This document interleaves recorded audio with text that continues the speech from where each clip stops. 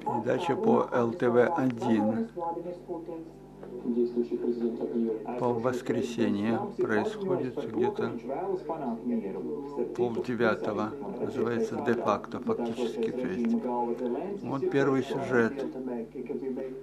Очень не нравится действия Трампа, критикуют и будут выискивать тут местных латвийских трампистов, как они пишут тут в кавычках.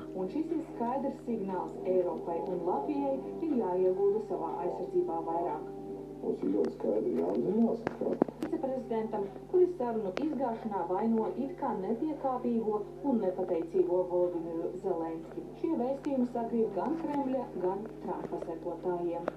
Ja es skatos no, teiksim tā, uzvedības normām, kad es atnācu pie kāda viesos, diemžēl esmu spiests uzvesties kā, lai patiktu saimniekam. Tu nāc ciemos pie cilvēka un sāc apliet samazgām citu cilvēku lielvaras līderi, par kuru mājas saimnieks ir izteicies pozitīvi, ar to pašu apvainojot saimnieku.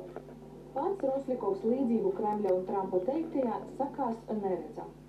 Nu, es teikšu tā, milzīga kļūda, kā visu laiku tagad sabiedriskie mēdī mēģina likt paralēlis starp Puķinu un Trumpu. Tas ir milzīga kļūda. Nevajadzētu to darīt, jo ticiet man, Trumpa kungs to mums pēc tam atgādinās.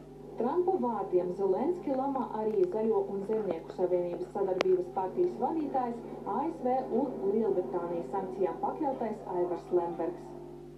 Jūs padomājiet, Zelenskis aizbrauc uz Balto namu, uz ovālo kabinetu, lai ASV prezidentu vienkārši pasūtītu. Pasūtītu, ka nekādas sarunas par mieru nebūs, nekādi kompromisi. Nebūs karš kaut vai līdz 3. pasaules karam. Jūs spēlēties ar 3. pasaules karu, un tas, ko jūs darāt, ir necieņu. В этом первом сюжете они всех обвиняют, местных наших латвийских трампистов, в том, что значит, они согласны с Трампом. А Трамп давно говорил, что война это не нужна обоим народам,